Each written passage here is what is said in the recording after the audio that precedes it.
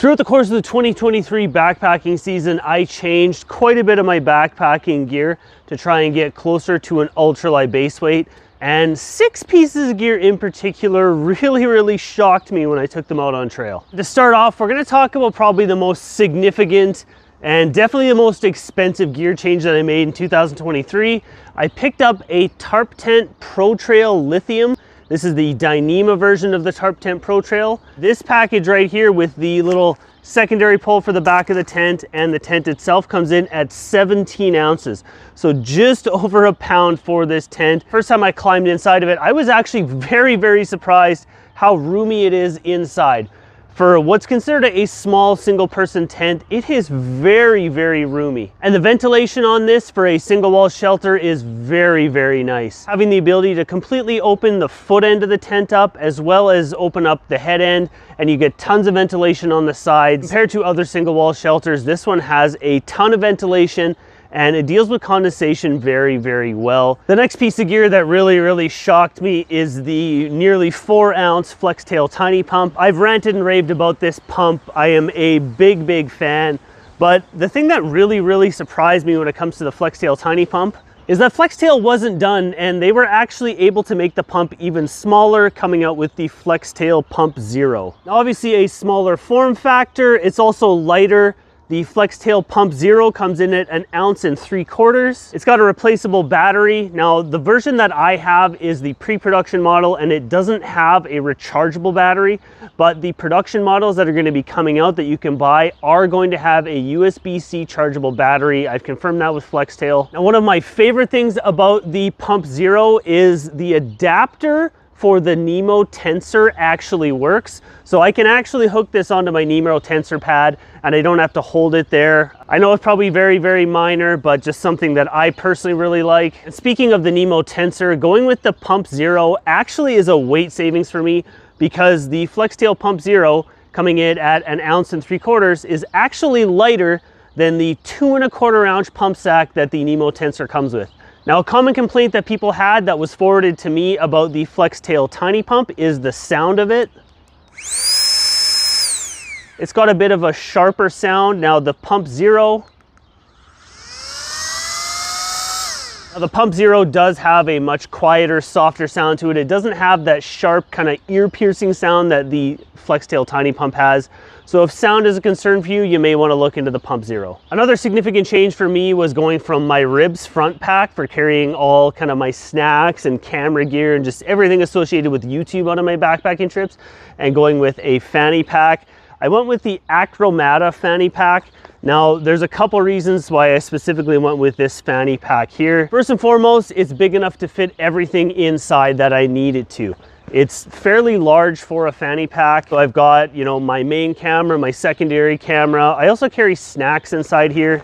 On the back of the fanny pack, you've got this little sleeve, which is really nice for like a quick stash of your phone if you want to put that in there. The hip belt's removable, so you can use this with the hip belt of your backpack or even throw it on the sternum strap if that interests you. They do come with a little water bottle holder you can clip to the side of this, so if you're going off on like a day hike excursion, you can take a water bottle with you.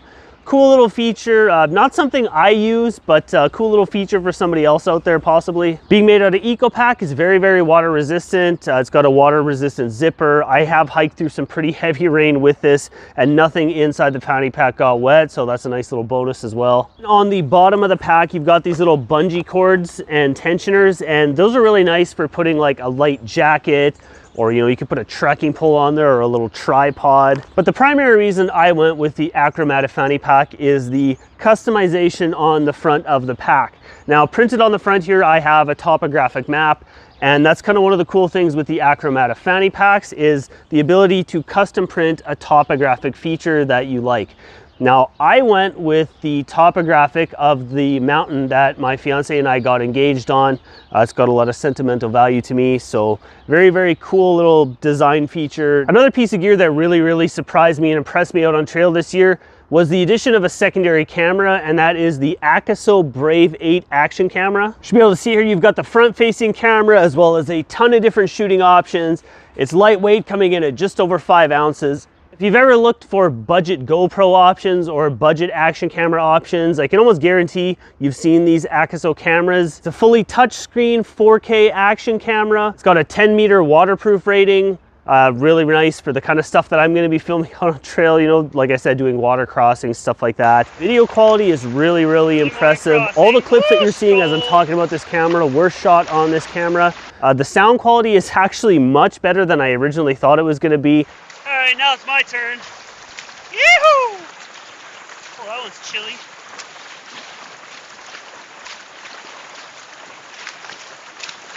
One of the big bonuses to the AKASO cameras is these are a much more budget-friendly option than the GoPros and other action cameras out there. These come in at less than $300. The image stabilization is really good. Like I've shown, the video quality is really good. The sound quality is pretty good. If you're looking at getting a more budget-friendly action camera, definitely worth looking into the AKASO line of cameras. I was shopping through Garage Grown Gear one day and I was really close to getting free shipping and I needed to add something else to my cart. And as I was looking, I saw these Matador brand Nano Dry Trek towels. I picked up the small size and I have been really impressed by how much water this will actually absorb and how effective this is at drying out the inside walls of my tent when I wake up in the morning. Comes in at ½ an ounce, very absorbent, dries really quickly. I don't really know what else you can say about a little micro towel. But for something to just dry the inside walls off of my tent, to maybe, you know, dry my arms off or like dry my face off if I rinse it off in a creek, this has been really nice to have.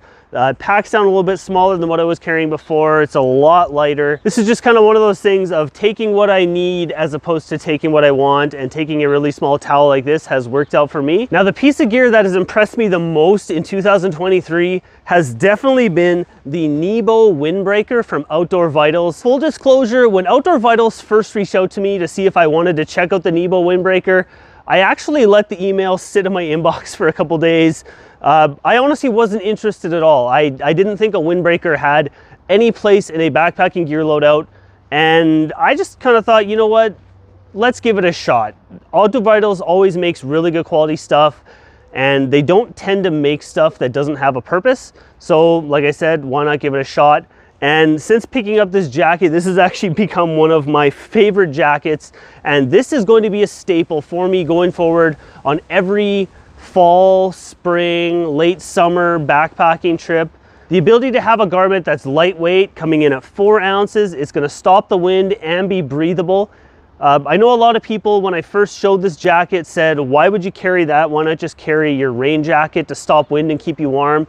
Well, the advantage to having a jacket like this is it's going to keep you dry in a light rain. So if it's just kind of misting or sprinkling out, you can throw this on.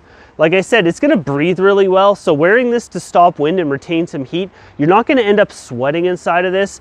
I wore this almost exclusively on a 6-day backpacking trip, and I wore it through some heavy rain, and yes, it did wet out, but the advantage of it is I stayed warm even though I was wet, and my rain jacket was bone dry, really nice to slip into when I got to camp. Like I said, I wasn't even interested at first, and it is one of the pieces of gear that has surprised me the most, and it's going to be a staple for me going forward. Now, if you're looking at getting yourself a Nebo jacket or any of the other gear I've talked about in this video, you can find links in the description box down below. And if you're interested in seeing some more of the backpacking gear I got in 2023, check out either of these videos here. I'm sure you'll find some stuff in there you'll enjoy.